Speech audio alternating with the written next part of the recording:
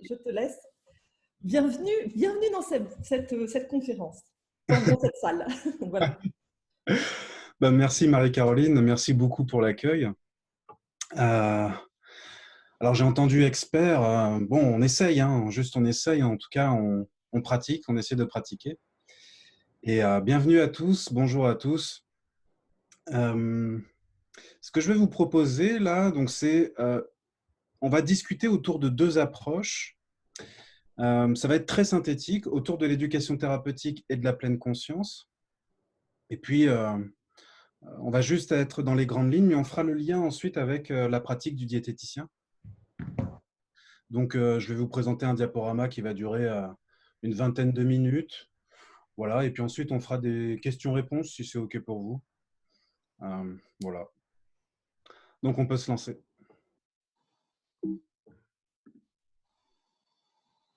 Alors, donc moi, je m'appelle Duncan. Je suis diététicien, ingénieur en éducation thérapeutique et instructeur de pleine conscience. Alors moi, les études de diététique, j'ai beaucoup aimé et en même temps, c'était très frustrant. C'était très frustrant sur le côté accompagnement humain, sur le côté comment accompagner un patient, un être humain. On n'avait pas forcément une formation autour de ça. Et puis les 10 semaines de stage hospitalier, c'est un peu maigre pour pouvoir travailler ça. Donc cette frustration m'a amené à me former à beaucoup d'approches, à des approches sur la relation d'aide, sur la relation thérapeutique, sur la gestion du stress, des émotions, sur la motivation. Et puis j'ai creusé notamment deux approches qui sont l'éducation thérapeutique et la pleine conscience. L'éducation thérapeutique, j'ai fait un DU et un master, et la pleine conscience, ça fait 10 ans que je me forme de façon continue, et je suis devenu instructeur Mindful Eating. Donc ça, c'est les outils de la pleine conscience autour du comportement alimentaire. Et je suis devenu aussi instructeur MBCT, c'est les thérapies cognitives basées sur la pleine conscience pour les patients qui ont des rechutes dépressives. Ils s'approprient les outils de la pleine conscience pour pouvoir mieux prévenir les rechutes dépressives. Et simultané sur le terrain, j'ai créé des protocoles, des techniques innovantes au cœur de l'éducation thérapeutique, des cycles de pleine conscience et alimentation pour des patients qui souffrent de TCA, de diabète, d'obésité, entre autres. Voilà pour cette présentation un peu formelle. Et je vous propose qu'on fasse un petit jeu, là tout de suite. Moi, je suis éducateur thérapeutique, formateur en éducation thérapeutique et puis ingénieur en pédagogie. Et donc, moi, ce qui m'intéresse là, c'est de mobiliser un petit peu votre attention sur le mot diététique. Quand je vous dis le mot diététique, qu'est-ce qui vous vient spontanément? Il n'y a pas de bonne ou de mauvaise réponse, juste ce qui vous vient spontanément là tout de suite. On peut ouvrir les micros et on peut y aller. Ça s'appelle un brainstorming, une tempête d'idées. Donc même si on s'entend très mal, je vais essayer d'ouvrir l'oreille et de noter quelques mots juste en une petite minute. Santé, équilibre, Nutrition, art de vivre, régime. Nutrition, art de vivre. Je ne sais pas si vous avez entendu santé. J'ai noté santé, alimentation, alimentation, bien-être, bien-être, BTS. faim. TS? BTS. DTS. C'était une blague. Est-ce qu'on a fait le tour globalement? Ok. Bon, c'était juste pour mobiliser un petit peu votre attention là sur ce mot diététique. Et ensuite, on va mettre juste ça de côté et on y reviendra peut-être à la fin. Et on va justement voir un petit peu, on parlait de BTS, là j'ai entendu le mot BTS, et on va justement parler très brièvement de l'enseignement de la diététique. Donc ça se fait en France, c'est un BTS et un DUT. Et c'est un enseignement, c'est ma perception, c'est tout à fait critiquable. C'est un enseignement que je trouve très intéressant au niveau nutritionnel, mais qui présente des carences massives concernant l'accompagnement d'un être humain. Sorti du BTS, c'est compliqué de pouvoir comprendre ce que c'est un patient, un être humain. Et donc, ça implique la nécessité de la formation continue. Mais si on va voir un petit peu les racines de la diététique, qu'est-ce que c'est vraiment aux racines? Eh ben, étymologiquement, ça vient du latin diaeta, régime de vie, genre de vie. J'ai entendu là art de vivre ou art de s'alimenter juste avant. Et ça vient aussi du grec diaita, mode de vie. Donc on est vraiment sur quelque chose qui ouvre à tout un mode de vie, aux préoccupations d'une personne, à son histoire, à son vécu. Donc il est nécessaire de prendre en compte le vécu de la personne autour de l'alimentation pour pouvoir proposer un soin diététique adapté à la personne.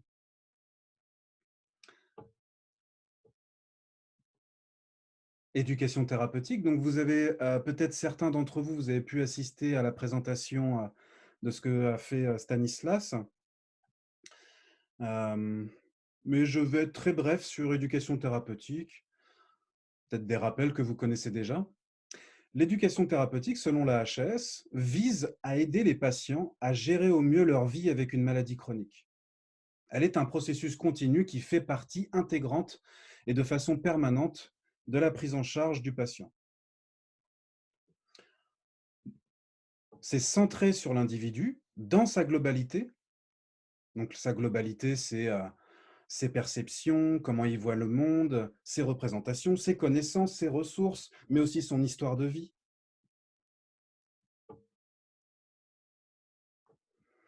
C'est pour pouvoir gérer au mieux sa vie avec une maladie chronique, il nous faut pouvoir prendre conscience de nos ressources, de notre vécu, pour pouvoir ensuite s'approprier certains outils, certaines connaissances qui peuvent nous aider à gagner en autonomie, à gagner en qualité de vie.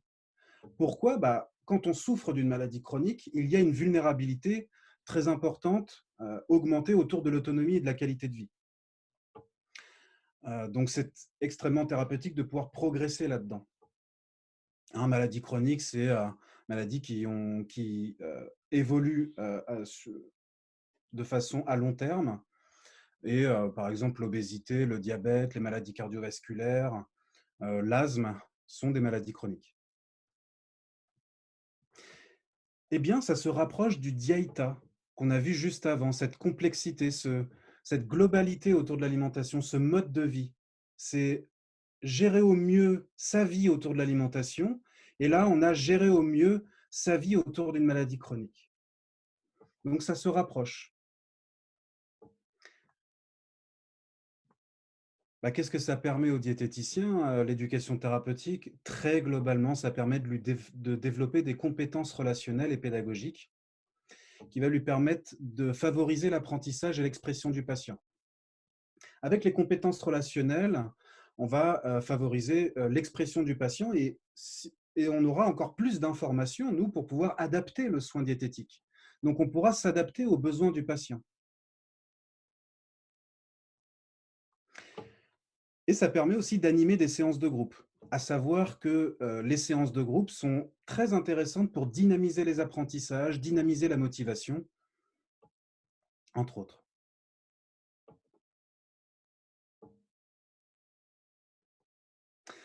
Donc là, on vient d'évoquer les racines de la diététique, l'éducation thérapeutique, et on va voir la pleine conscience, là. Qu'est-ce que c'est la pleine conscience? C'est un ensemble de techniques méditatives d'origine bouddhiste qui ont été codifiées et laïcisées pour pouvoir intégrer dans le monde de la santé et plus largement dans la société occidentale. Donc, il y a eu beaucoup d'études médicales depuis les années fin 70,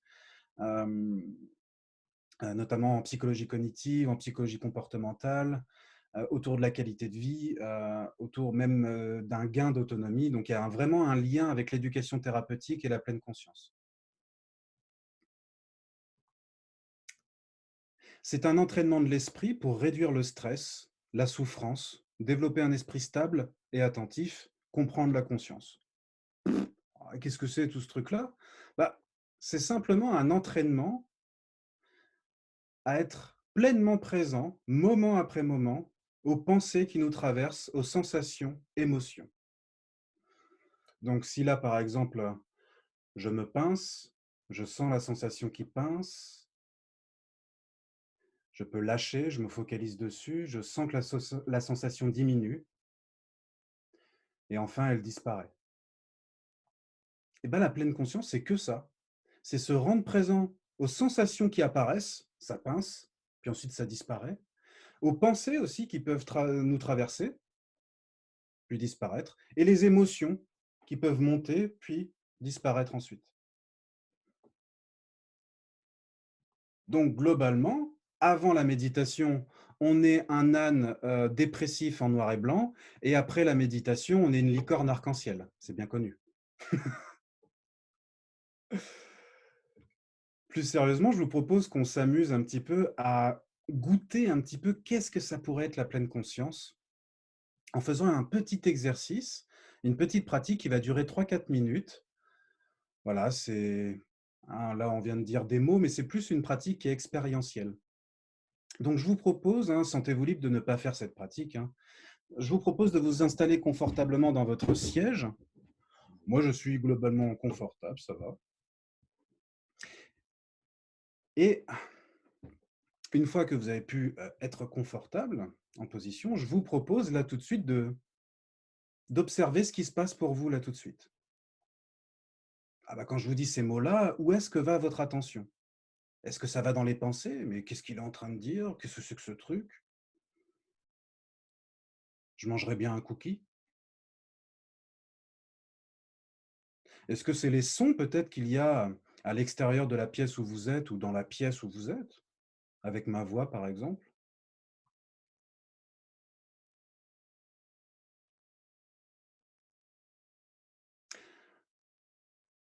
Et puis je vous propose, en fermant les yeux, en prenant une place, les pieds à plat sur le sol, confortable, fermant les yeux ou en gardant le regard vers le bas, comme vous le souhaitez, de simplement en faire un petit état des lieux de ce qui se passe pour vous là tout de suite. Et je vais vous guider pour ça, d'aller observer ce qui se passe, par exemple, là tout de suite, au niveau de votre mâchoire. Est-ce qu'elle est plutôt relâchée, serrée? Vos épaules, comment sont-elles? Relâchées ou plutôt serrées?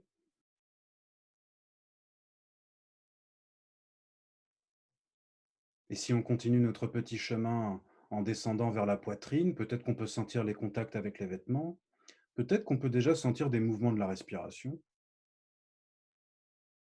avec l'abdomen, un peu plus bas. Et peut-être qu'il y a également les mouvements de la respiration.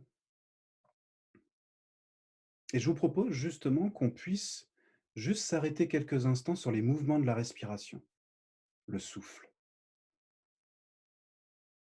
Pour ça, c'est souvent un peu plus simple de prendre une belle inspiration pour vraiment focaliser où, ah tiens, elle est là ma respiration.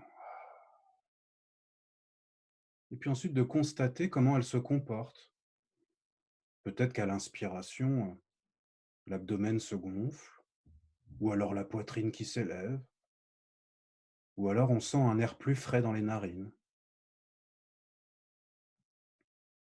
Et à l'expiration, l'abdomen qui se dégonfle, la poitrine qui s'abaisse, et un air un peu plus chaud au niveau des narines. Choisissez simplement la zone où la respiration est la plus présente pour vous, là où elle est la plus vivante.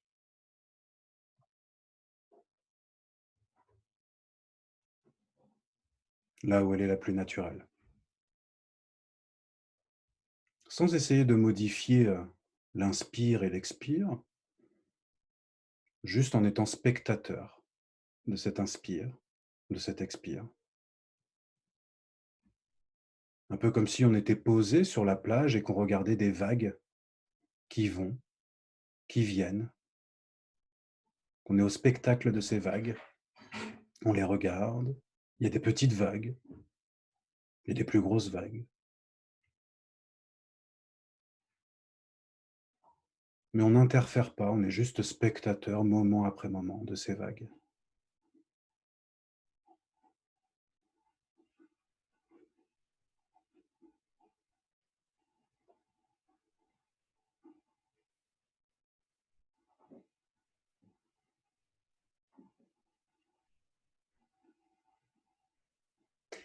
Et dans un instant, je vous propose de vous reconnecter un petit peu à la suite de ce diaporama, à réouvrir les yeux, à vous reconnecter au niveau sensoriel, à la pièce où vous êtes, et puis de revenir sur le diaporama. Donc voilà, c'était simplement quelques minutes pour vraiment sentir, tiens, qu'est-ce que ça peut être? Un instant de pleine conscience. Donc on vient d'expérimenter, de goûter un petit peu. Et je vous propose de poursuivre. Là, nous étions sur pleine conscience et on va parler d'alimentation en pleine conscience. Dans le mindful eating, l'alimentation en pleine conscience, nous ne comparons ou ne jugeons pas. Nous sommes témoins simplement de nos nombreuses sensations, pensées et émotions qui surgissent autour de l'alimentation. Ceci fait d'une manière simple et sans préjugés, réchauffé avec bienveillance et épicé avec curiosité. Donc en fait, c'est exactement la même chose que les outils de la pleine conscience, évoqués avant, cette pleine présence à sensations, pensées et émotions, mais autour de l'alimentation. Donc c'est le docteur Jan Chosenbase qui, de son livre Mindful Eating, j'ai été formé par cette dame-là, à son protocole. Et qu'est-ce que permet l'alimentation en pleine conscience? Pour le diététicien, ça lui permet d'ouvrir un petit peu sa pratique à pouvoir travailler les sensations alimentaires. Sensations des 5 sens, la faim, le rassasiement, la satiété. De pouvoir travailler les pensées autour de l'alimentation, certaines croyances qu'on peut avoir, certaines pensées, pour qu'elles soient un peu moins présentes. En fait, la pleine conscience est un entraînement à la distanciation. Plus je prends conscience des choses, plus je prends une distance avec cette croyance, avec cette pensée. Et donc, je peux commencer à la critiquer, à la nuancer, à apprendre, parce que c'est les mêmes mécanismes que l'apprentissage. On peut travailler les émotions autour de l'alimentation. Quand une émotion apparaît, par exemple, les outils de la pleine conscience nous entraînent à accueillir l'émotion, à s'apaiser avec elle, à ne pas rentrer en lutte. Bien souvent dans le comportement alimentaire, lorsqu'il y a une compulsion, une crise de boulimie, des grignotages, il y a eu une lutte avec l'émotion en amont. Les outils de la pleine conscience nous entraînent à décoincer un petit peu ça, à apaiser un peu ça.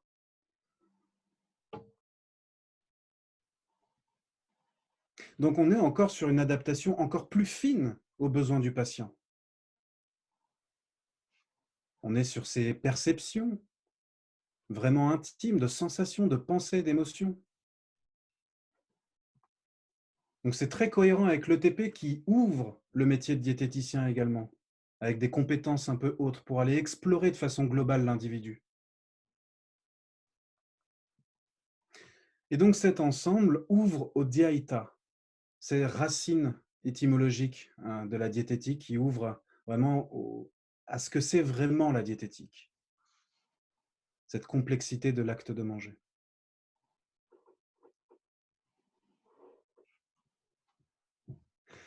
Et donc, après cette petite présentation, maintenant, quand je vous dis le mot diététique, qu'est-ce qui vous vient spontanément, sans réfléchir, spontanément?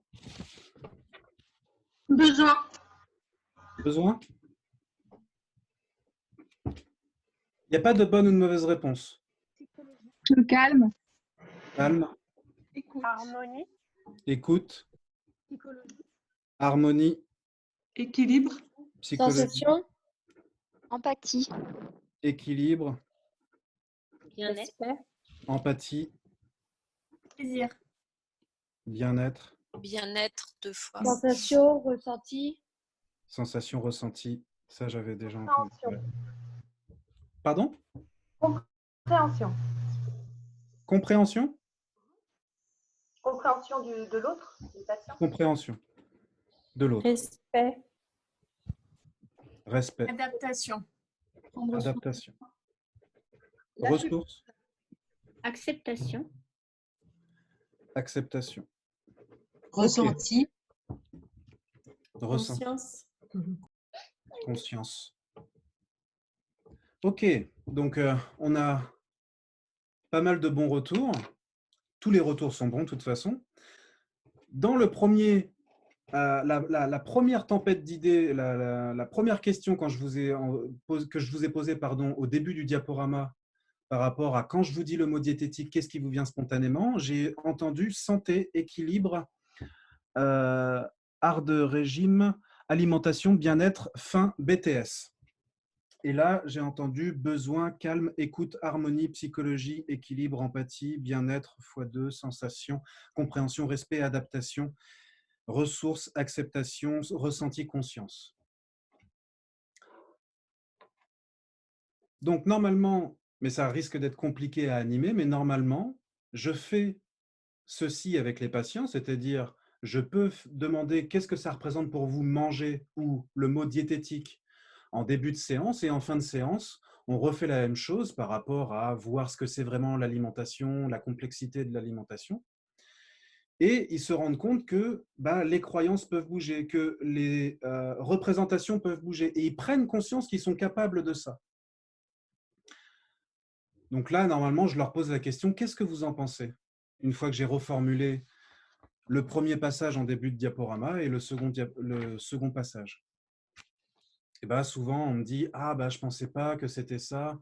Ah, je prends conscience que je peux bouger certaines choses, que je peux apprendre des choses. » Et donc, pour finir, je vais faire un petit peu de pub quand même. Donc ça, c'est les prochaines formations, les prochaines dates qu'il y a, mais vraiment sur les quelques prochains mois. Je n'ai pas mis par rapport au second semestre parce que il y a trop de formations et ça aurait été trop brouillon que je vous montre toutes les formations que je fais au second semestre. Déjà, sur les quelques premiers mois, on a l'initiation à l'alimentation en pleine conscience en visio, qui dure 14 heures. Donc, c'est 3 demi-journées. Mai et juin sont complets. Et j'ai ouvert une session où il y a déjà une dizaine de personnes dessus, avec un début de e-learning le 20 juin et 3 demi-journées les samedis 27 juin, 4 et 11 juillet. J'ai ouvert tout récemment une initiation à l'entretien motivationnel, sachant que l'éducation thérapeutique est une pratique, une approche motivationnelle en soi, parce que apprendre permet de se motiver. C'est un des socles de la motivation. Donc ça, c'est 18-25 juillet. Comme on va passer, c'est en visio, c'est vraiment spécial confinement, et puis les tarifs seront spécial confinement aussi, enfin spéciale situation de crise. Et il y a une formation 100% e-learning qui va être disponible courant juin en entretien motivationnel, en éducation thérapeutique, mais c'est des initiations. Ça ne sera pas le 40 heures d'éducation thérapeutique, moi je le fais en présentiel mélangé à du e-learning, ou en 100% présentiel aussi je le fais. Mindful Eating et troubles du comportement alimentaire. Bon, ça, on aura le temps. J'ai mis un gros logo Facebook, c'est juste que je suis très présent sur Facebook et souvent, les gens sont au courant. J'adore échanger avec les gens sur les forums, etc. Je me nourris beaucoup de ça. Et souvent, les gens sont au courant des formations que je donne sur Facebook. C'est pour ça que j'ai mis un gros logo. Voilà, je vous remercie pour votre attention, pour votre pleine attention. Et on peut ouvrir les questions-réponses si vous voulez. Je pense que ça peut être pas mal de faire les questions-réponses, de commencer les questions sur la conversation. Et puis ensuite, si jamais j'ai besoin de préciser, que la personne précise sa question, je lui demanderai d'ouvrir son micro et de poser les questions. Alors, j'ai une première question qui est... Alors, désolé, il y en a peut-être certaines que je vais peut-être passer à côté, parce que vous êtes beaucoup. Alors déjà, il y a des retours par rapport aux mots qui vous viennent. Est-ce accessible aux étudiants? Oui, les formations que je propose sont accessibles aux étudiants, mais c'est à votre responsabilité. C'est-à-dire que, certes, je m'adapte au groupe, bien sûr, mais c'est à vous aussi de vous engager dedans. vraiment. Même si ça ne coûte pas trop cher, il est important vraiment de vous engager dedans. Et c'est assez engageant justement comme formation parce qu'on travaille sur justement sa confiance en soi, etc. Par exemple, hein, entre autres, sur son sentiment d'efficacité personnelle, pour se sentir plus fort justement à pouvoir proposer certains outils à certains patients. Alors, les formations sont-elles certificatives? Il y a une attestation de fin de formation à la fin. Et c'est un organisme qui est Datadoké qui fait ceci. Est-ce proche de la sophrologie? Je suppose que c'est par rapport à la pleine conscience. Alors oui, c'est proche de la sophrologie. Dans la sophrologie, il y a un axe pleine conscience. Sauf que là, dans la méditation de pleine conscience, on ouvre à deux pratiques différentes qui sont les pratiques formelles, ce qu'on a fait, c'est-à-dire on est assis, immobile, et pendant plusieurs minutes, plusieurs dizaines de minutes, on s'entraîne à observer ce qui se passe à l'intérieur de soi. Mais on a aussi les pratiques informelles, et ça, la sophrologie n'entraîne pas à ça. Les pratiques informelles, c'est se rendre présent, par exemple, quand je me brosse les dents, qu'est-ce que ça fait? D'un point de vue sensation, émotion, pensée. Qu'est-ce que ça fait quand je prends une douche? De sentir l'eau, la chaleur, l'odeur du savon.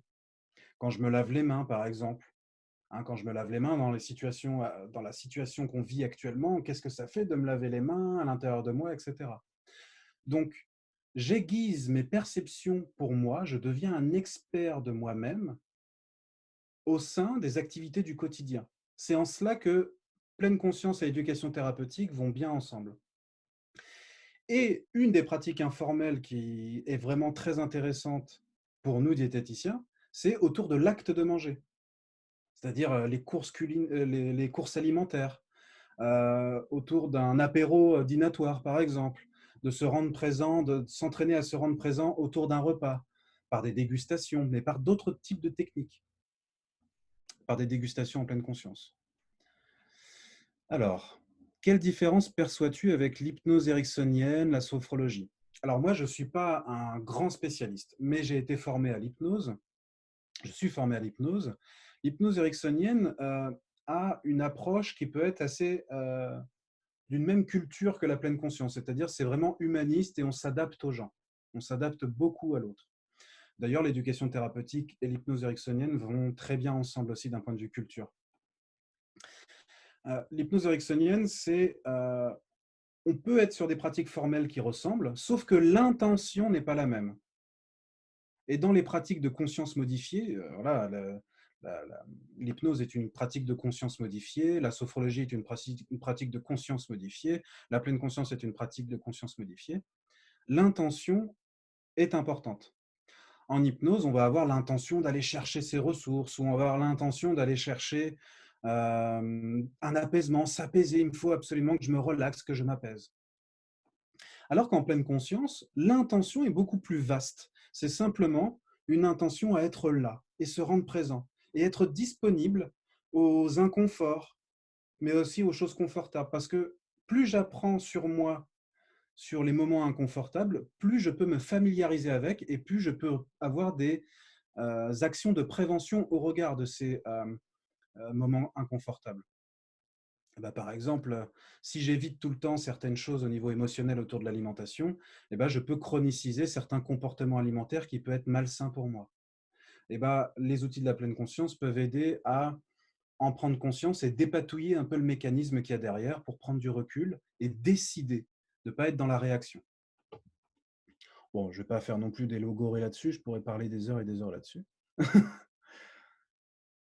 Conseillez-vous de faire ces formations en deuxième année? Alors oui, ça peut être très intéressant. Si tu es, j'ai le tutoiement facile, hein, donc je vais tutoyer tout le monde, je suis désolé. Hein. Oui, si tu es ouverte, ou si tu es ouvert, hein, là c'est Léa, donc c'est si tu es ouverte à une diététique qui est thérapeutique, qui va plus vers l'accompagnement de patients, oui, les approches autour de l'éducation thérapeutique, autour de la pleine conscience et alimentation sont très intéressantes, et autour de l'entretien motivationnel. De déjà s'ouvrir là-dessus dès la deuxième année. Sachant que c'est vraiment une formation continue, dans le sens où moi, ça fait 10 ans que je me forme à la méditation de pleine conscience, que je me forme aux approches motivationnelles avec la thérapie d'acceptation et d'engagement, avec l'entretien motivationnel, avec l'éducation thérapeutique d'un point de vue ingénierie, avec DU et master. Donc, j'en suis à des dizaines de milliers d'heures autour de ça. Alors, merci. Et du coup, comment se déroulent les programmes de formation? Globalement, c'est une pédagogie qui va être assez interactive. On aura du e-learning qui sera plutôt, on va travailler du cognitif, un peu des connaissances pour s'approprier certaines choses. Mais il y aura des petits outils pour que vous soyez un peu plus actifs dans votre apprentissage. Et les visios, ou le présentiel, mais les visios, ça sera beaucoup plus interactif et il y aura des mises en situation, des jeux de rôle où vous pourrez vraiment expérimenter directement les outils, les débriefer et avec les débriefings, savoir quelle piste d'amélioration je pourrais faire pour ma pratique ou pour ma pratique professionnelle ou ma future pratique professionnelle. Fais-tu des dégustations pour exercice de pleine conscience? Quel aliment? Alors oui, je fais des dégustations. J'ai même créé 2 cycles d'alimentation en pleine conscience. Un qui était orienté très sensation alimentaire et un qui était très intégratif sur les pensées, émotions et sensations. Et dans les 2 cycles, il y a des dégustations d'aliments et je fais déguster plein de types d'aliments. Ça peut être des fruits secs, ça peut être des fruits oléagineux comme des amandes, ça peut être des tout petits morceaux de pommes, ça peut être des morceaux de chocolat, ça peut être tout ce qui peut être très intéressant. Mais aussi, c'est intéressant de faire déguster ce qu'aiment beaucoup les participants. Au bout d'un moment, ça peut être intéressant de faire ramener, tiens, quels sont les aliments qui vous parlent, qui vous touchent, et qu'on puisse partager ça pour remettre du sens autour de l'acte de manger. Et ça permet du coup d'être un peu plus dans quelque chose de pacifié autour de son rapport au corps, autour de son rapport à l'alimentation, et d'être un peu moins dans la lutte que je vous ai expliqué juste avant, qui peut amener à des compulsions, qui peut amener à des grignotages, qui peut amener à une déstabilisation du comportement alimentaire. Pour quel type de patient ou de pathologie vous recommanderiez la pleine conscience? Alors, c'est très intéressant comme question. La pleine conscience est contre-indiquée pour toute personne, pour tout patient souffrant d'une maladie psychiatrique en aigu. Ça veut dire quoi? Ça veut dire que tous les patients qui sont en grande détresse au niveau de l'humeur, par exemple dépressive, par exemple les patients psychotiques, mais qui ne sont pas encore stabilisés, ça c'est contre-indiqué, ça peut les faire décompenser. Pourquoi? Quelqu'un qui est en très grande dépression, c'est quelqu'un qui souffre beaucoup. Donc, ça veut dire que ce n'est pas le moment de lui proposer d'observer ses souffrances. Ça risque d'être trop violent pour lui. Par contre, si il est stabilisé, cette personne est stabilisée et que cette souffrance est encore là, mais qu'elle est stabilisée, là, ça peut être très intéressant pour que justement, il se familiarise avec cette souffrance et qu'il puisse aller vers des choses qui comptent pour lui. Il y a aussi, pour quel autre patient c'est contre-indiqué? Pour des patients qui ont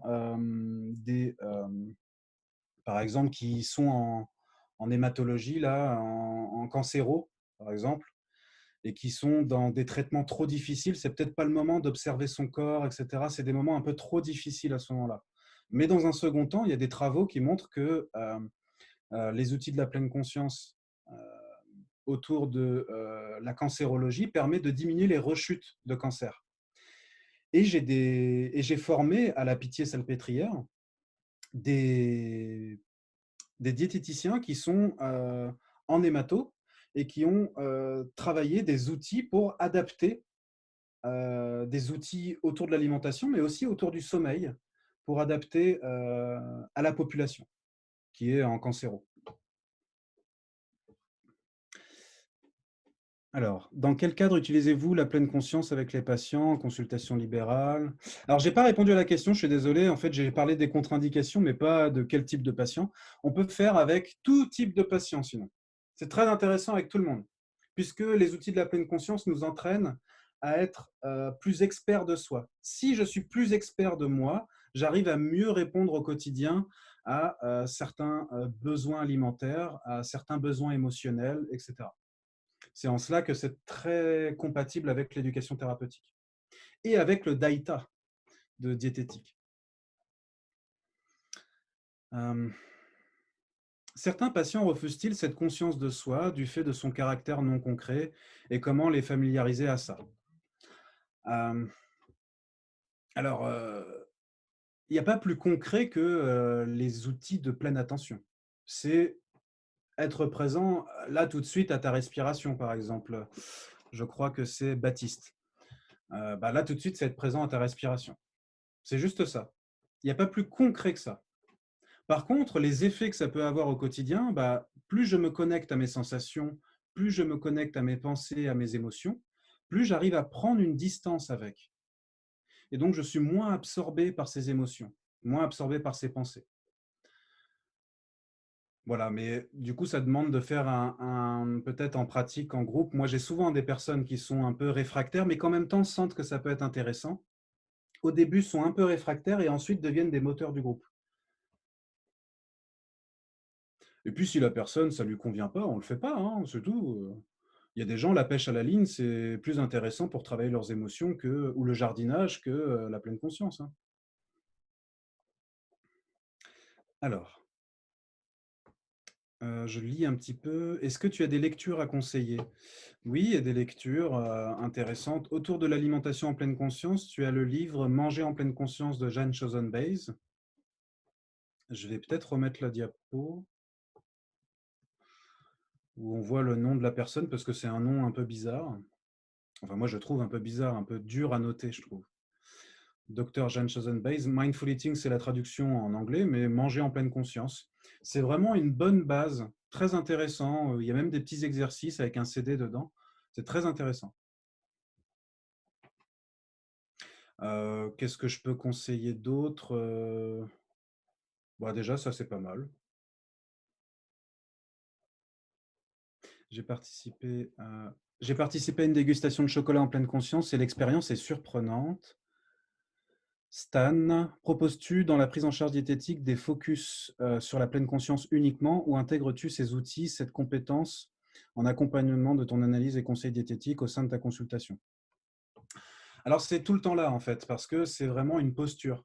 Je me permets, je pense que Stan, tu connais bien l'éducation thérapeutique. En fait, les outils de la pleine conscience permettent beaucoup de travailler la posture, la confiance en soi, et c'est très en lien avec la posture éducative. Et il y a vraiment beaucoup de liens avec la posture éducative.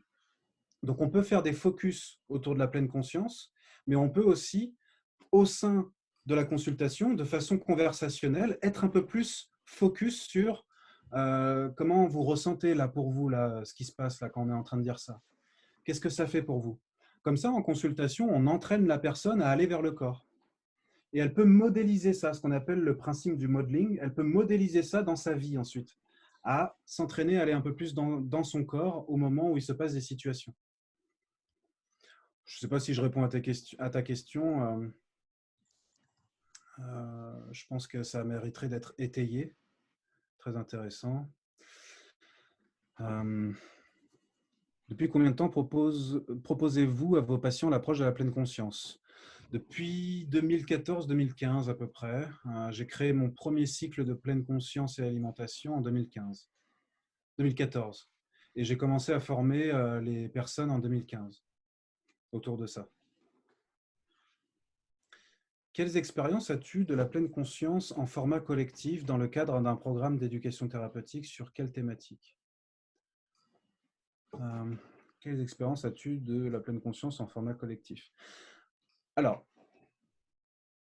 sur quelle thérapeutique? Est-ce que Stan, tu peux prendre la parole au niveau de ton micro pour simplement préciser Oui, bien sûr. Est-ce que tu m'entends? sur quelle thérapeutique? Et également, je te répondrai du coup de façon un peu plus précise. Oui, d'accord. Est-ce que tu m'entends? Super. Oui, excuse-moi avec mes questions, hein. Je me pousse un peu. Oui, ce que je connais un peu plus, c'est cette pratique-là en individuel, mais je voulais savoir si tu avais des expériences propres à toi en format collectif dans des programmes ETP, alors que tu as peut-être accompagné ou que tu as peut-être même mené toi-même. Je ne connais pas très bien ton expérience personnelle dans le programme ETP, dans l'expérience professionnelle.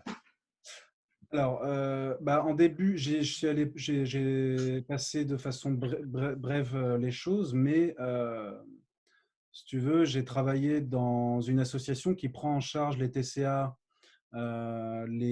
l'obésité, le diabète.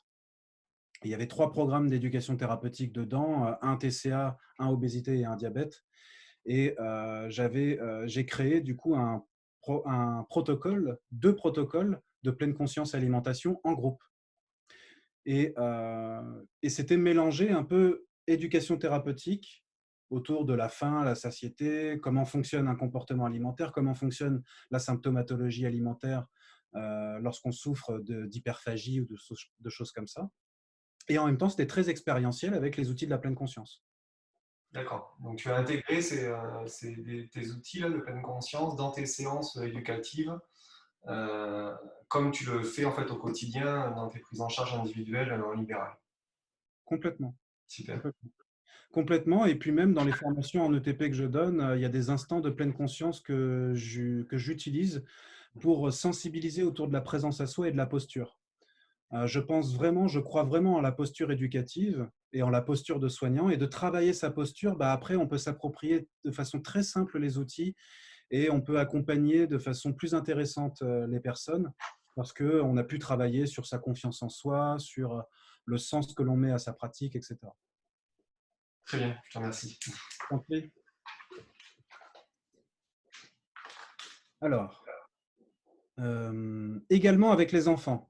Alors moi, j'ai travaillé en pédiatrie dans un service, mais c'était des adolescents, hein, en unité d'accueil et de crise pour adolescents. Donc, c'est des patients qui ont alcoolisation aiguë, overdose, tentative de suicide. Et très souvent, pendant cette période-là, il y a associé des troubles du comportement alimentaire qui peuvent décompenser de façon importante.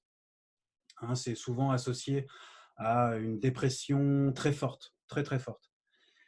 Et donc souvent, il y a de l'anorexie, mais il peut y avoir aussi des problématiques de surpoids, d'obésité et de compulsion, parce que ça peut justement compenser un peu l'humeur basse de la personne, de l'enfant. Et on a utilisé des outils de la pleine conscience autour de ça.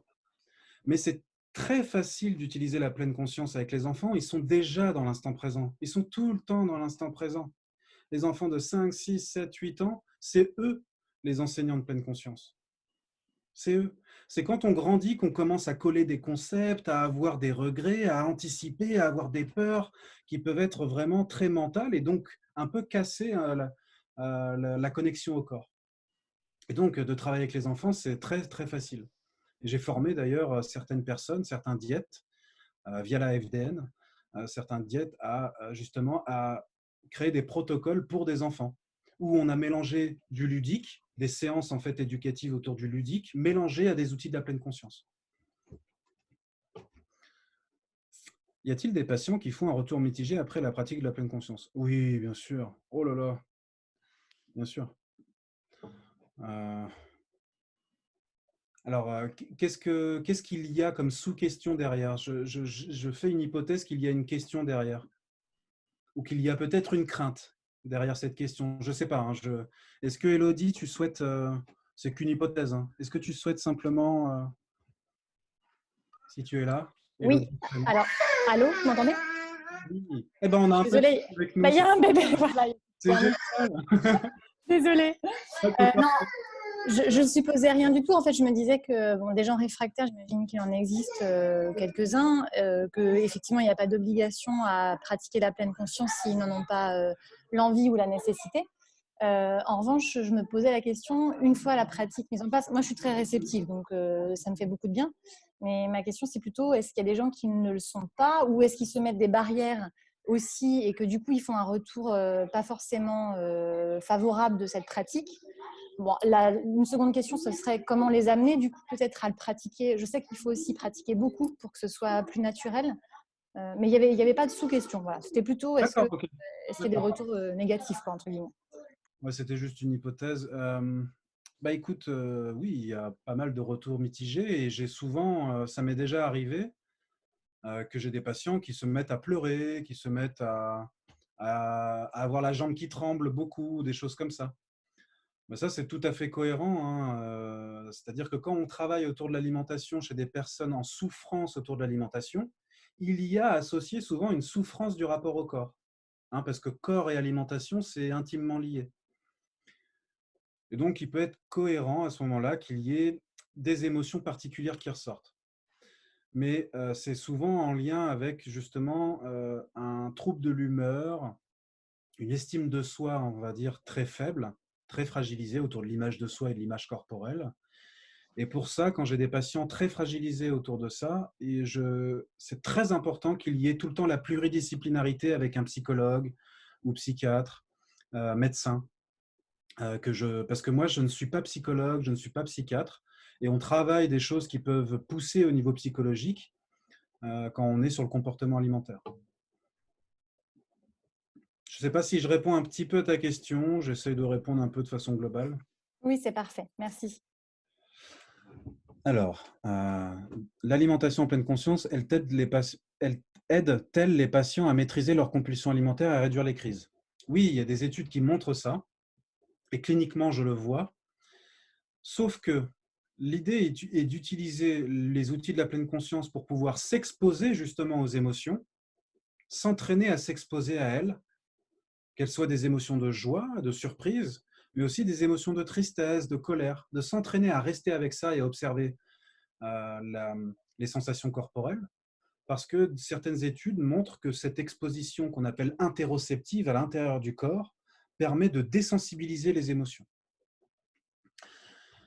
Et donc, si on s'entraîne à ça, eh ben, ça permet de diminuer la lutte que j'avais expliqué un petit peu, la lutte émotionnelle qu'on peut avoir, qui est un peu à la source de certaines compulsions, de façon simple, certains grignotages, certaines crises de boulimie. Donc, maîtriser, il faut être vigilant, je pense, avec le mot maîtriser, car justement, très souvent, les patients en souffrance avec leur corps peuvent avoir des maîtrises et des obsessions autour du rapport au corps. Même chez les patients qui souffrent d'obésité, il y en a beaucoup. Donc, d'être vigilant par rapport à ce vocabulaire-là, c'est plus une maîtrise qui est corporelle et moins une maîtrise mentale. Hein, c'est intéressant de voir que chez certains patients qui souffrent de troubles alimentaires, c'est comme s'ils étaient des têtes qui se baladent, il n'y avait pas de corps. Et il n'y avait que de la réflexion autour de l'alimentation et que du mental et peu de corps en fait. Et en fait, c'est plus une maîtrise, un contrôle qui devient corporel. Hein, on rééquilibre, hein, même s'il peut être un peu plus mental, hein, pas de souci, hein, le contrôle, mais qu'il y ait aussi le corps qui soit dans la partie. Alors, je vérifie l'heure pour pas trop déborder. Au bout de combien de temps vois-tu du changement sur les comportements alimentaires, peut-être propres à chaque patient? Moi, je peux voir des changements en une séance, comme ça fait 10 ans que je vois le même patient et aucun changement. Typiquement, moi, j'ai travaillé en psychiatrie pendant plusieurs années, j'avais des patients qui ne changeaient pas ou qui arrivaient à changer un petit peu au niveau de certains comportements, un petit comportement et arriver à rajouter un petit peu. Par exemple, certaines anorexies très, très chroniques, où ça fait 20 ans qu'il y a une anorexie derrière, par exemple, c'est très compliqué de pouvoir faire bouger beaucoup de choses. Mais on peut tout de même faire, avec la pluridisciplinarité, on peut arriver à faire bouger des choses. Et puis, en une séance, ça peut bouger aussi. Moi, par exemple, les 2 cycles de pleine conscience que je crée, 80% des patients arrivaient à mieux sentir leur sensation de faim, de satiété. Pas sensation de faim, pardon, je me suis trompé. Sensation de satiété et de rassasiement. Alors que pour 90% d'entre eux, ça faisait 10 ans qu'ils n'avaient pas senti la sensation de satiété ou de rassasiement. C'est un exemple. 100% d'entre eux ont moins de lutte avec leur corps ou l'alimentation. Donc, moins de pulsions alimentaires en termes de fréquence, et la quantité de la pulsion alimentaire est largement diminuée. Mais il faudrait rentrer dans le comportement alimentaire, et certains patients qui souffrent d'obésité sont en déficit calorique, et justement, on les entraîne à s'alimenter de façon intéressante en dehors des crises pour qu'il y ait moins de crises. Doit-on lutter contre une alimentation émotionnelle? Ne sert-elle pas justement à calmer nos émotions? Mais justement, en fait, les outils de la pleine conscience nous permettent de cibler « Ah tiens, j'ai une émotion là qui me traverse, je ne suis pas bien.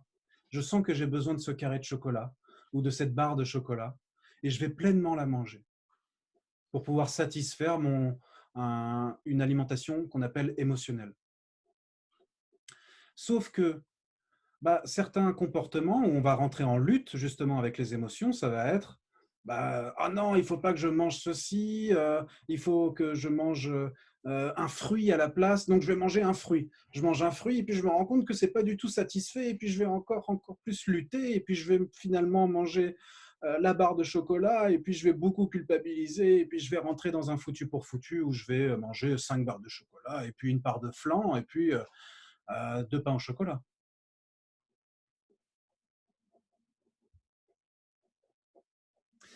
Alors, Bonjour. oui. Oui, c'est Salwa qui posait la question par rapport à l'alimentation Oui, émotionnelle. oui. En fait, je me posais cette question-là parce que j'ai fait un stage avec un diététicien qui est formé au groupe, donc du coup en bariatrique.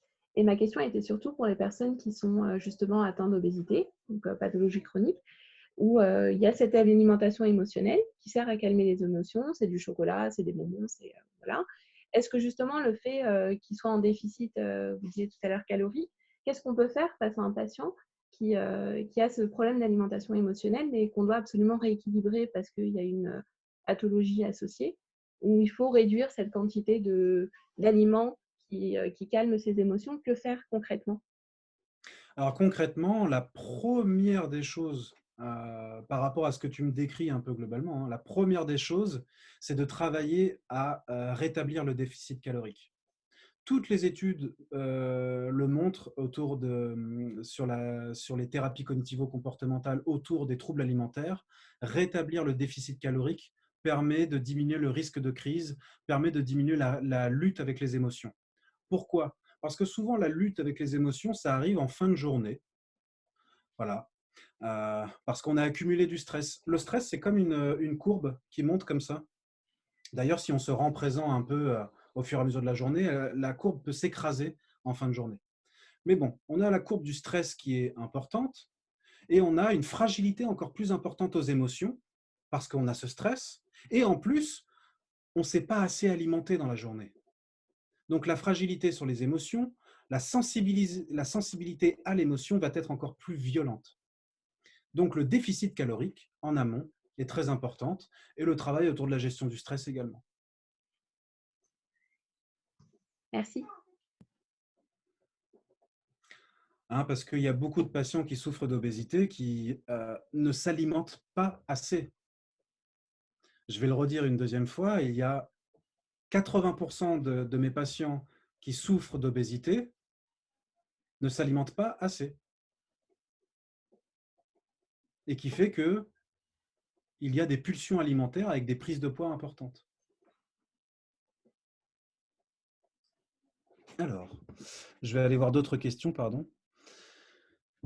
Et puis, je pense qu'on arrivera un petit peu vers la fin bientôt. Est-ce qu'il te semblerait intéressant de proposer des pratiques de méditation de pleine conscience en consultation sur des mots que l'on aurait notés durant l'anamnèse afin de rapprocher le mot à une sensation corporelle? Cela pourrait permettre une sorte de libération émotionnelle. Alors, Patricia, je veux bien que tu puisses préciser un petit peu ta pensée, ta question, si tu es OK, à l'oral. Oui. On m'entend ? Oui. Bonjour. En fait, ma question, c'était un petit peu en lien avec Salwa, du coup, une sorte d'alimentation émotionnelle pour des patients qui souffrent d'obésité. Et on a souvent un petit peu des mots, alors le mot diététique, le mot régime, des mots qui reviennent, voire même des questions qui nous sont posées. Est-ce que c'est grave si je mange ça? Est-ce que, voilà. Et du coup, je me suis dit, est-ce qu'on pourrait rapprocher justement par le biais de ces méditations-là une pensée à une sensation corporelle et donc comment est-ce qu'elle pourrait se manifester dans le corps et travailler autour de ça en fait. Et peut-être se rendre compte que la personne pourrait ressentir une sorte de fermeture au moment où elle pense ce qu'elle est en train de penser et qu'est-ce que ça peut engendrer derrière. Voilà. Ouais, c'est très bien. Super idée. Oui, ça peut être tout à fait fait en conversationnel. C'est-à-dire, on vient faire infuser un peu de la présence, de la pleine conscience en conversationnel. Ah, vous êtes en train de me dire ce mot régime, vous êtes en train de me dire ce mot gras, graisse. Comment ça fait pour vous ce mot graisse là à l'intérieur? C'est comment pour vous là? C'est où dans votre corps là cette sensation qui vous vient? Ah, et la personne commence à aller à créer de nouveaux réflexes, à aller vers le corps en lien avec des mots, des choses comme ça. C'est très intéressant, oui, super. Merci. Et la personne peut prendre conscience du coup que certaines représentations, certains mots peuvent avoir des effets émotionnels, des ressentis et des sensations de fermeture, d'ouverture, comme tu l'as très bien dit. Et donc, c'est matière à pouvoir verbaliser des choses encore plus intéressantes et à prendre encore plus conscience de certaines choses. Et la prise de conscience, c'est vraiment très intéressant. C'est les socles de la motivation à changer de comportement. Merci. Je t'en prie. Alors, je rebondis sur la question sur les études. Existe-t-il des études faites sur la corrélation entre la pleine conscience, son intégration thérapeutique et une diminution des compulsions alimentaires, notamment avec les patients obèses? Alors oui, il y a un cycle de pleine conscience qui s'appelle MBRP, Mindfulness Based Relapse Prevention. C'est les thérapies de la pleine conscience en prévention des rechutes, et c'est en prévention des rechutes addictives. Et il a été démontré que ce cycle de 8 séances, une fois par semaine, pendant 2h30, où les patients pratiquent entre chaque semaine la méditation, autour du MBRP, il a été montré que les patients ont moins de compulsions alimentaires, par exemple. Moi, d'un point de vue clinique, 100% des patients ont une diminution des compulsions alimentaires. Ce n'est pas tout à fait vrai parce que certains patients qui ont, par exemple, d'un seul coup, dans le cycle de pleine conscience qu'on a créé, enfin que j'ai créé, si jamais il y a un deuil, si jamais la personne perd son frère ou perd ses parents, c'est arrivé une fois, c'est vrai qu'il y a eu une décompensation du comportement alimentaire, mais c'était dû à un facteur très externe en fait. À 1 an, 100% des patients, alors 99 patients sur 10 ont une bienveillance corporelle. Même s'il y a encore quelques comportements alimentaires un peu en lutte, il y a beaucoup moins de lutte, il y a beaucoup plus de bienveillance corporelle. Et donc, c'est un socle pour pouvoir travailler la pluridisciplinarité autour du comportement alimentaire. Travailler le rapport au corps avec un psychomotricien. Travailler, par exemple, au niveau psychothérapeutique avec un psychologue ou un psychiatre, par exemple. Salut Isabelle, elle doit partir, on lui dit au revoir. Bon, je pense qu'on arrive à la fin. S'il y a une dernière question qui vous vient ou simplement… Oui, excuse-moi, Duncan. Excuse-moi, je ne vais pas le dire, c'est Christina. Bonsoir. Oui, vas-y Christina. Je t'ai coupé et je m'en excuse, mais je n'arrive pas à écrire avec mon smartphone, donc je le fais à l'oral. Donc actuellement, je suis en poste diététicienne dans un EHPAD. Première question, je voulais savoir si, selon toi, il pourrait y avoir un protocole développé pour les personnes âgées au niveau de la pleine conscience. Si tu as déjà peut-être travaillé avec la FDN là-dessus. Et deuxième question, un peu plus terre à terre, concernant le lien entre le BTS, nos études, et puis la pleine conscience et le TP, où je me rends compte que finalement, la formation est très scientifique, très technique, et qu'en pratique, on est très très loin. Est-ce que selon toi, les formations que toi tu proposes, le TP et pleine conscience, on pourrait les intégrer dans notre formation? Et si oui, comment? Parce que du coup, je pense que c'est un gros… on est plus sur de la diététique comportementaliste en conscience, etc. On est plus sur de l'abstrait, peu importe la population, quand on est en pratique, que sur ce qu'on apprend en BTS. Voilà, question un peu longue. Non, mais je te remercie. Pour moi, en tout cas, c'est très clair.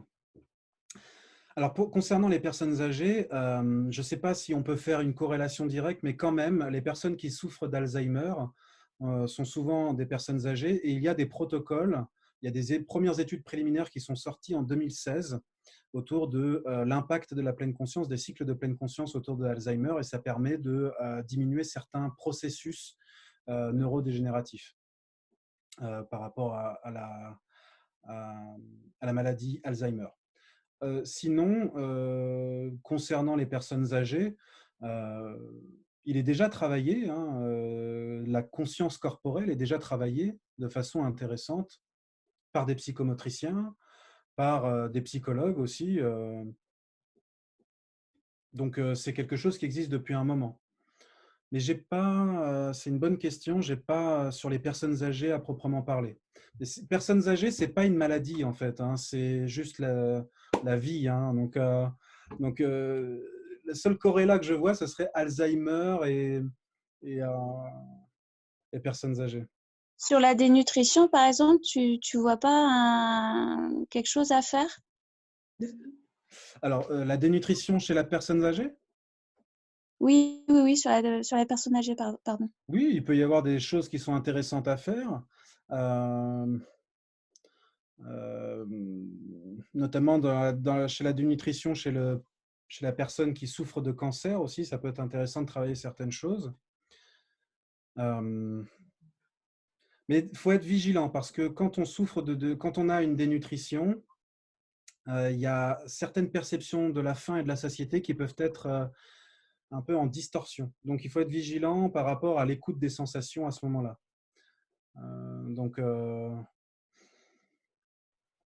Voilà. Je ne suis pas un spécialiste là-dessus. Si jamais il y a des personnes qui sont spécialistes de ça et qui ont déjà entendu parler de ça, de protocole de pleine conscience autour de la dénutrition. Je ne pense pas que ce soit une priorité en cas de dénutrition chez une personne âgée. Moi, si je peux me permettre, j'aimerais bien avoir l'avis de Marie-Josée sur le sujet. Je ne pense pas que ce soit la priorité. C'est-à-dire qu'en cas de dénutrition, on va traiter la dénutrition. Et puis, je ne sais pas, Marie-Josée, est-ce que vous voulez intervenir? Vous pouvez activer votre micro en bas à gauche. Voilà, oui. Voilà. Ok, mais effectivement, je pense qu'il y a aussi des paramètres biologiques dont on n'a pas parlé. En ce qui concerne la malnutrition, la dénutrition, il faut avant tout rétablir les paramètres nutritionnels corrects parce que lorsqu'on est en carence de fer, par exemple, on est en situation de refus alimentaire ou d'anorexie ou des choses comme ça. Donc, avant de faire de la pleine conscience, ça m'a tout à fait convaincu, c'était un excellent exposé, mais il faut aussi s'assurer des paramètres biologiques. Et donc, ce n'est pas la peine de commencer à faire beaucoup de psychologie si on a un taux de fer qui est trop bas, si on est avec un taux de protéines total qui est inférieur, si on n'a pas assez. Il faut d'abord rétablir les paramètres biologiques, si je puis me permettre. Et donc ça, je crois que c'est vrai pour l'enfant aussi. C'est tout à fait d'accord que l'enfant, effectivement, vit au jour le jour, est en pleine conscience tout le temps, sauf quand il est malade vraiment. Donc si on parle d'un enfant qui est atteint d'un cancer, qui est atteint d'une mucoviscidose, qui est atteint d'une maladie chronique, d'une maladie métabolique, ben, il y a toute une série d'autres aspects autour de ça que l'on doit prendre en compte naturellement. Mais bon, en tout cas, je vous remercie beaucoup pour ce bel exposé. Merci. Marie-Josée, c'est ça? Oui. D'accord, merci. Alors oui, c'est-à-dire que il nous faut avoir un regard éthique et médical tout de même. C'est-à-dire que quelle est la psychopathologie un petit peu et quelle est la physiopathologie? Qu'on ne s'amuse pas à utiliser des outils ou même de donner des objectifs diététiques sans prendre en compte la physiopathologie. C'est la base, c'est les fondements. Psychopatho, physiopatho. Oui. Il faut connaître les paramètres biologiques, c'est très important, il faut les corriger et puis on fait tout ce qu'on veut après, ça c'est clair. C'est une très bonne idée de faire des approches comme ça qui permettent aux patients de s'exprimer aussi parce que un peu trop souvent on assène des indications de régime, des indications de comportement alimentaire à avoir sans se demander ce que le patient souhaite d'abord ou a vécu ou est capable d'entendre. C'est la même chose en pédiatrie. Nous avons développé des anamnèses diététiques depuis des dizaines d'années, je vais dire, qui permettent d'abord de prendre en compte l'historique de l'enfant, effectivement, et de lui permettre, en consultation, c'est à lui qu'on s'adresse et non pas à ses parents, et c'est lui qui peut exprimer son ressenti au travers de tout ça. Ça, c'est tout à fait vrai. Merci beaucoup encore. Merci Marie-Josée. Je vais répondre aussi à la question, je crois que c'était Christina, elle avait une deuxième partie dans sa question. Elle pensait, est-ce que ces approches-là, comportementales, un peu de conscience de soi, est-ce que ce serait intéressant qu'elles fassent partie du BTS? Oui et non. Pourquoi? Parce que moi, je suis vraiment un fervent supporter de la formation continue, dans le sens où c'est pas parce que j'ai un diplôme que c'est bon, je suis tranquille. Ah, c'est bon, je suis tranquille, je maîtrise. C'est très subtil l'humain, et l'accompagnement en diététique est quelque chose de très subtil, surtout si on va vers le daïta, vraiment le multifactoriel. Donc, je pense que, pourquoi pas, ça peut être intéressant pour éveiller, mais par contre, ce n'est pas intéressant pour métaboliser des compétences. Je pense que pour métaboliser des compétences, il nous faut du terrain, de la supervision et de la formation continue. Surtout sur des approches aussi subtiles qu'un accompagnement d'un être humain. Alors, si je peux donner mon avis, moi je pense que ça pourrait être effectivement intéressant si on avait plus de temps, mais ce serait une initiation.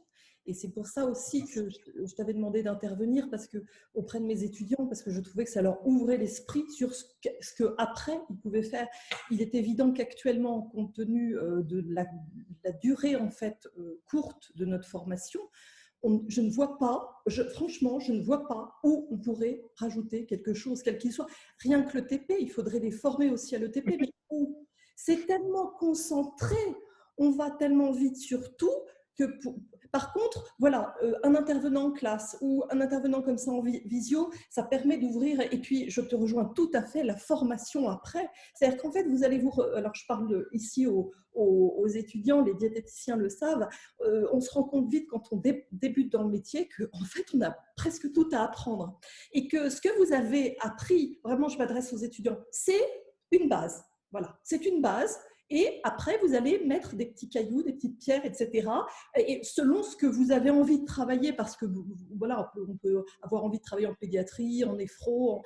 Et donc, pendant le BTS, enfin, avec le BTS actuel, avec le programme actuel, moi, je ne vois pas... ou alors, ce serait bidouiller quelque chose de très rapide, quoi. Et c'est pas ça. C'est pas ça, à mon avis.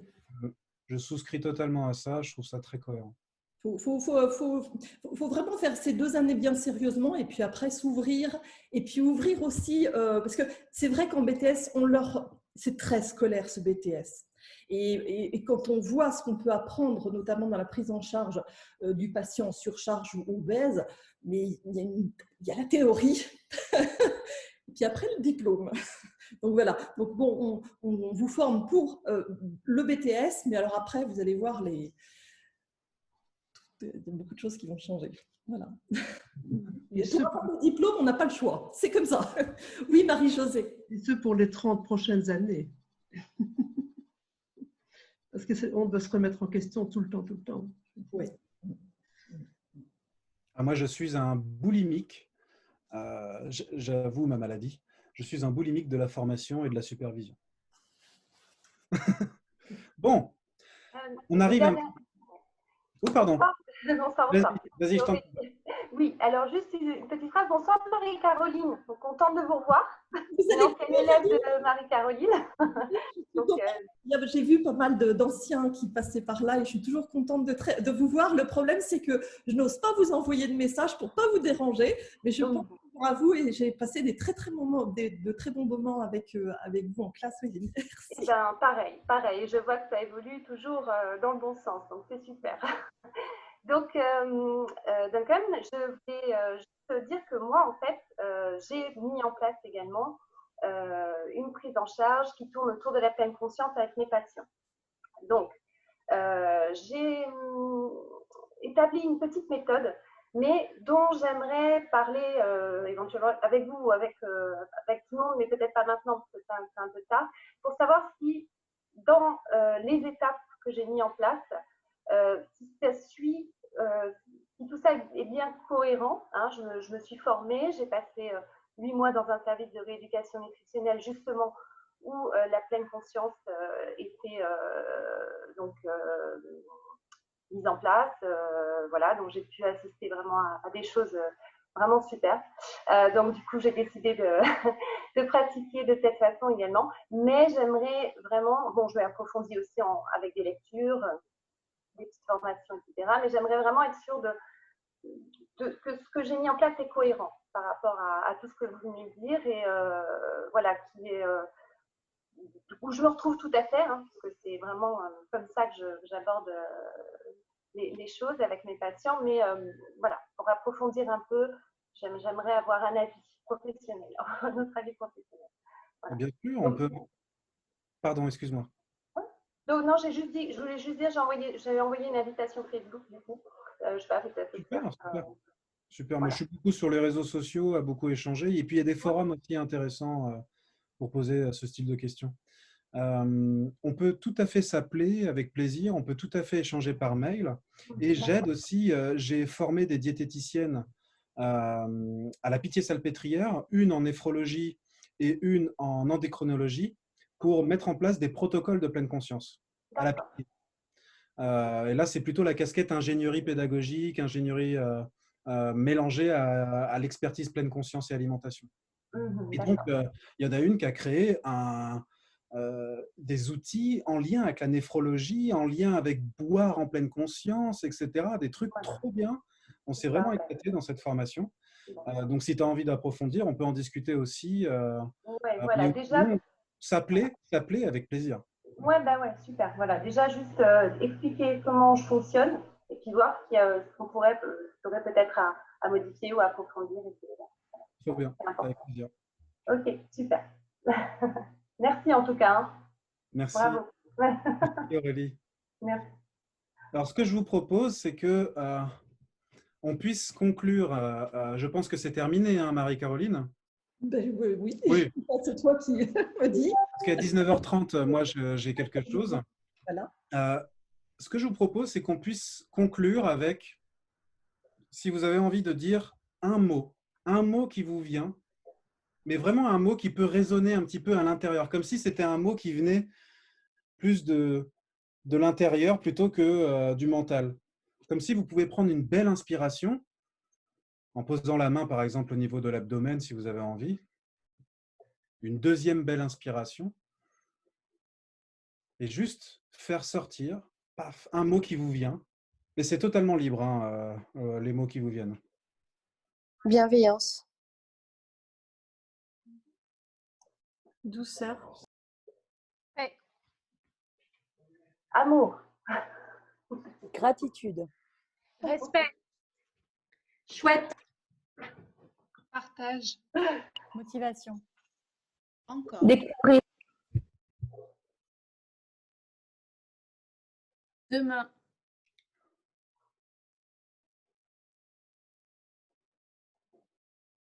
Wow. Vivant. Ouais. Je vois qu'il y a des petits mots aussi dans la conversation.